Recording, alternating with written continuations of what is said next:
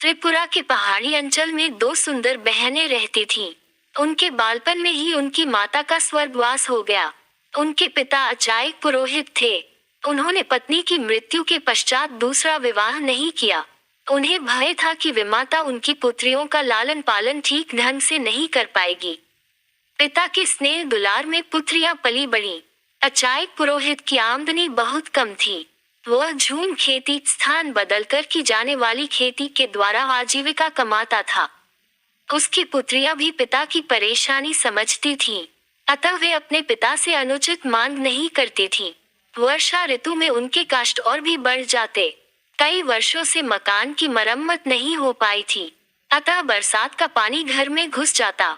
यूं तो उनका घर एक ऊंचे मचान पर था, किंतु पानी वहां भी पहुंच जाता। एक दिन दोनों बहनें खेत से थक कर लौटी। पूरे घर में पानी भरा हुआ था। छोटी बहन के मुंह से आह निकली। वो तड़प कर बोली, दीदी अब हम क्या करें?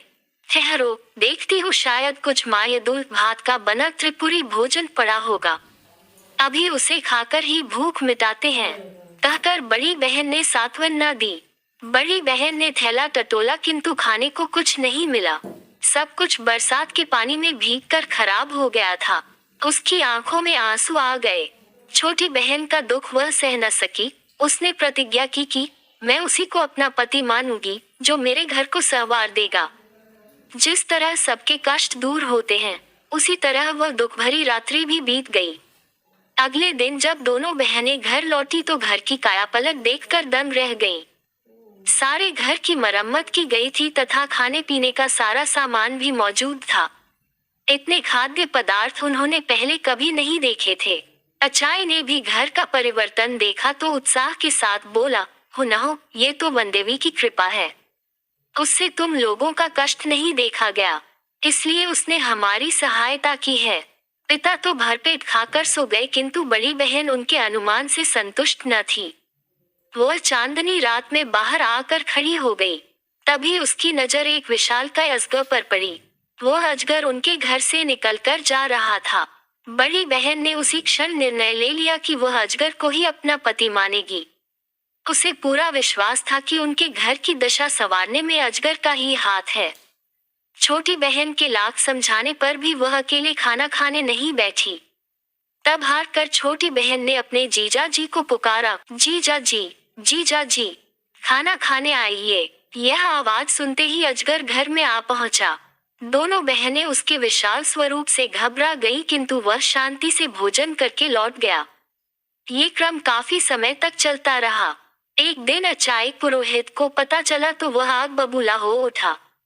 उसकी सुंदरी पुत्री एक अजगर को पति माने, यह उसे स्वीकार न था। जब बड़ी बेटी खेत पर गई तो उसने छोटी बेटी से कहा, तुम रोज की तरह जीजा जी को पुकारो। छोटी ने समझा कि शायद उससे मिलना चाहते हैं। उसने फिर हाँक लगाई, कुमुई। अजगर जो ही मचान के पास पहुंचा, आड़ में छिपे अचायक पुरोहित ने तेज हथियार से उसके टुकड़े टुकड़े कर दिए। छोटी फूट फूट कर रोने लगी। बड़ी बहन ने जब अपने अजगर की मृत्यु का समाचार सुना तो वह दुखी हो गई। कुछ ही दिनों में उसके मन में अजगर के प्रति प्रेम भाव जाग गया था। उससे वियोग की कल्पना से वह भयभीत हो उठी। बिना एक शब्द कहे वह नदी की ओर चल दी। छोटी बहन भी उसके पीछे चल दी। बड़ी ने आंखें बंद की और रोती रोती नदी के पानी में उतरती चली गई। बेचारी छोटी उसे पुकारते रही, मत जाओ दीदी, मत जाओ दीदी। बड़ी बहन जो ही नदी में उतरी तो सीधे एक राजभवन में पहुंच गई। जल के नीचे इतना सुंदर महल देखकर वह दंग रह गई। प्रवेश द्वार पर उसका अजगर पति स्वागत के लिए खड़ा था। उसके बाद वह वहीं सुखपूर्वक रहने लगी।